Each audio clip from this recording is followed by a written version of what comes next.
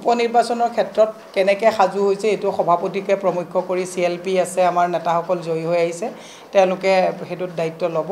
গতিকে মই সেই উপনিৰ্বাচনত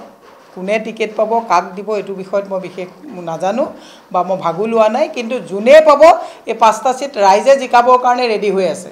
আমি যাতে জিকুৱাত যাতে কৃপণালী নকৰোঁ আমি যাতে একদম পুৰা 100% যাতে তাত এফৰ্ট দিওঁ তাৰ কাৰণে মই সকলোকে আহ্বান জনাইছোঁ উপনিৰ্বাচনৰ ক্ষেত্ৰত কেনেকৈ সাজু হৈছে এইটো সভাপতিকে প্ৰমুখ্য কৰি CLP আছে আমাৰ নেতাসকল জয়ী হৈ আহিছে তেওঁলোকে হেতুত দায়িত্ব ল'ব গতিকে মই সেই উপনিৰ্বাচনত কোনে টিকেট পাব কাক দিব এইটো বিষয়ত মই বিশেষ নাজানো বা মই ভাগু লোৱা নাই কিন্তু যোনে পাব এই পাঁচটা সিট ৰাইজে জিকাবৰ কাৰণে ৰেডি হৈ আছে আমি যাতে জিকুৱাত যাতে কৃপণালী নকৰোঁ আমি যাতে একদম পুৰা 100% যাতে তাত এফৰ্ট দিওঁ তাৰ কাৰণে মই সকলোকে আহ্বান জনাইছোঁ